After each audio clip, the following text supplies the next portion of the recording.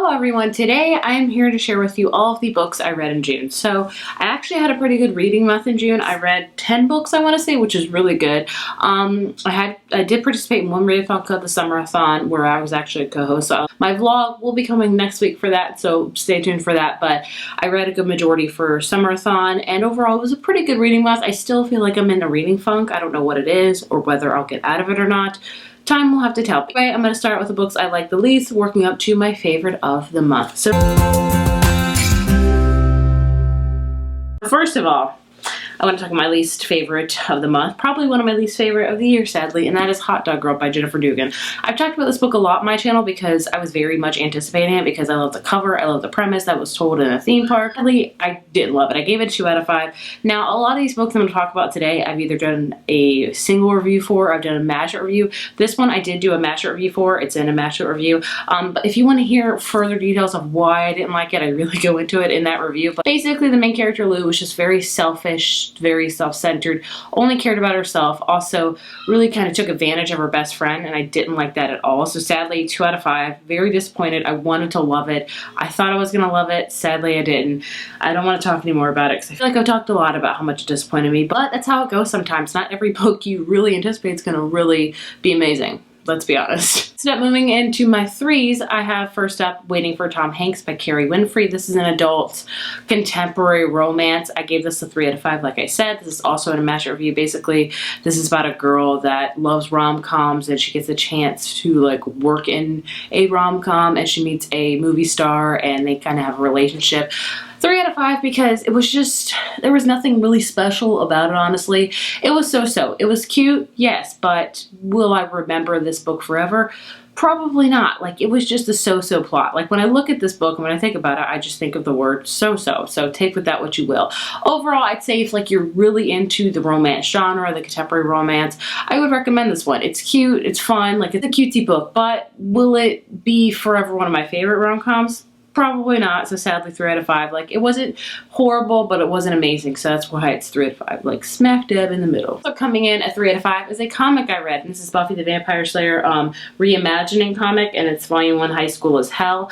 I gave it a 3 out of 5. You probably think I give it higher because it's Buffy, and we all know I am deeply obsessed with Buffy, but I don't jive well with comics. I've read a few, and there has been none that I've really loved. There have been some graphic novels I've loved, so I don't know if this is more comic or graphic novel. I would say it's probably more comic, but I just don't, it's not my preferred genre. It's just not for me. So if you're a comic lover and you're like, wow, she rated it low, I should not check that out. My advice with a grain of salt, because I'm not a comic book aficionado. Like, I don't know much about it. I don't love them. So get your like opinions from somebody that loves the genre, because they may really love this book or they really may not like it. For me, it was middle of the road. It was fun. It was Buffy. I like how it was reimagining. Like, Cordelia was super nice. They put Anya in already. They put Robin Wood from season 7 already in it, and I liked how it was told in modern times. So I'd say if like you're a huge Buffy fan, definitely check it out. I'll probably read a lot of Buffy comics because they're Buffy, even though I don't love comics, so there you go. Next up, also 3 out of 5, I have Say You Still Love Me by K.A. Tucker. I read this on NetGalley, hence why I do not own a physical copy. This book comes out next month, so stay tuned for that. I read The Simple Wild last year by K.A. Tucker around this time, actually, which is very odd, and I adored that book. I gave it like a 4 out of 5. It's one of my favorite romance books, so I was very anticipating this one. Sadly, I just didn't love it. This book is told in 2 timelines, so we have a character named Piper who goes to a camp, and she's a camp counselor because her mom wants her to get the experience because Piper is very rich. She comes from a very rich background, and basically Piper meets this bad boy named Kyle, I think his name is, I forget, and they fall in love. It's the whole bad boy with a good girl kind of thing, and then that's one timeline, and then years later it's about Piper. She's grown up now and she's kind of the boss at her dad's real estate firm, and basically Kyle, who she hasn't seen in like 20 years, is a security guard there, and it's about them talking again because something really insane happened that summer that they fell in love. So that is the whole gist of the book. I enjoyed it. I didn't love it. I love the camp aspect of it. I did like the past a little bit more because I don't know, they were young, they were falling in love, it was summer camp, I like that. But in the future, like the modern day times, I didn't love the whole like business real estate firm because I just didn't get a hold of it. Like, I couldn't understand it. So, I mean, it's a 3 out of 5. It's solid. I didn't love it, nor did I hate it. I'd say I like Katie Tucker's writing. No matter what she'll write, I'll probably read because I just enjoy her writing style and I love her romance. So this one I just didn't love as much as Simple Wild. That will forever be my favorite book by her, at least for now. Next up, also 3 out of 5, is Fix Her Up by Tessa Bailey. This is an adult, it's an adult smut book. Let me just say that. I was not aware of that. So this year, as I've said, is the cute but misleading cover. So when you look at this cover, you think it's going to be a cute rom-com, chick lit type of thing. No, it's very adult, very underline adult, just so you are fully aware. I was not aware. There's been so many covers this year that's been misleading as anything. So in this book, we follow a character named Georgette, who is the town clown, like she's the birthday clown, and she's also been in love with her brother's best friend for forever, named Travis, and he is a professional baseball star. Only he gets injured, he has to move back home, and then him and Georgie basically fake date in this book to make his image look better.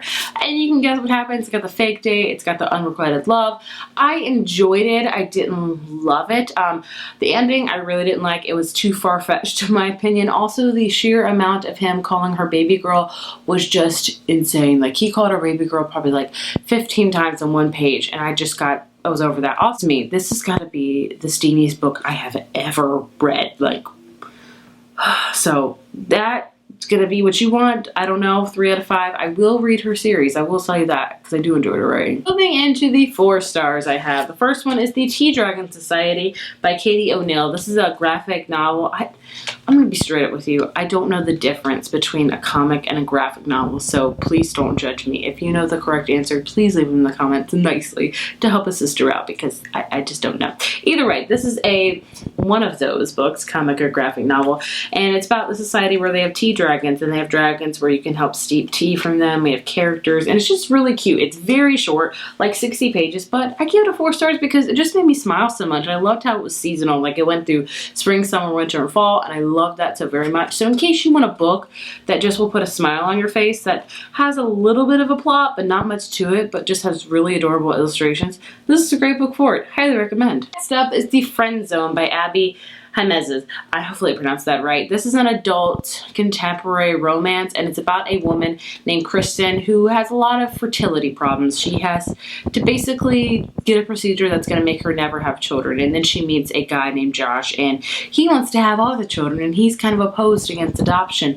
And so basically they fall in love, but Kristen does not want to have a future with him because she knows what he wants with a big family, and she can't provide that for him. So I give this book a 4 stars. I did enjoy it. I loved how it talked about infertility. Not the infertility I'm really used to, but I know a lot of women struggle with irregular periods, having to get hysterectomy, with a lot of things like that, so I could appreciate it for that matter. The one qualm I had with this book was just the sheer amount of miscommunications. Kristen never communicated what she fully wanted, which pushed Josh away, which he didn't know, so he didn't know how to fix anything because Kristen wouldn't communicate with him.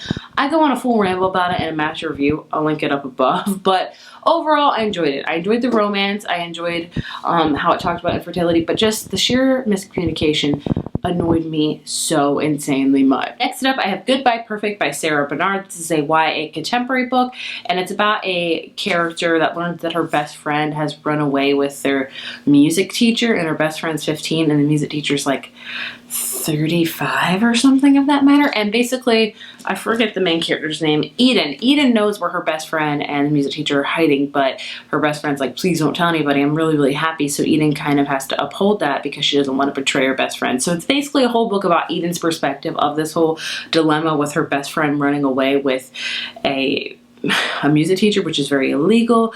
It's almost like kidnapping in a way, and it's her like learning what to do and how to deal with it pretty much. I gave it a 4 out of 5. I really enjoyed it. This is my first Sarah Bernard book, and I will have to say I would definitely read more because I do enjoy her writing style a ton. It's a book that's about a heavy subject, but it takes a lighter tone to it, which I really appreciate. I really appreciate heavy books as well, but sometimes I love a heavier tone. I love a heavier subject, but with a lighter tone. So I love this book. I love the importance of topics that I talked about. I also loved how we saw Eden's character development immensely in this book. Highly recommend. Nobody seems to talk about Sarah Bernard in BookTube, but I think she's definitely an author to check out. So coming in at 4 out of 5 is The Rest of the Story by Sarah Dessen.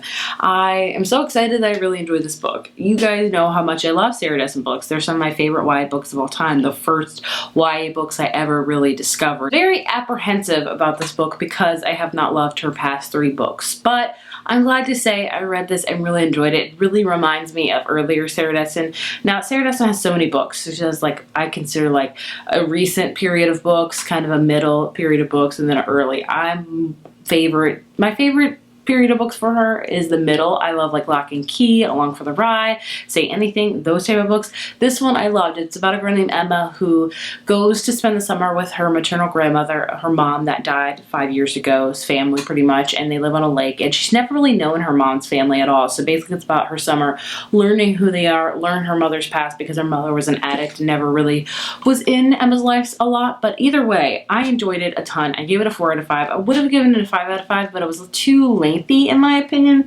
and I didn't love it fully, but I did really enjoy it. I really had a smile on my face from start to finish. A lot of time was mostly about Emma and her family and her connection with them. There is a little bit of romance, but not a ton. It doesn't overtake the plot at all. It's mostly a good character development, a good family book, which I adored. So in case you have not been the biggest fan of Sarah Dessen's books, recent releases, I would highly check out this one. I did a single review on it. I'll link it right here if you want to check it out. I really enjoyed it. Very happy to have read it. And the last book I want to talk about is my favorite of the month, and that is Somersault by Katrina Leno. So this 250-page book is one of my favorite books of all time. Who would have thunk it? But everyone raves about this book. I finally read it for Summerthon, hence Somersault. Summerthon had to fit. And it's just a beautiful, magical, witchy book that I fell in love with.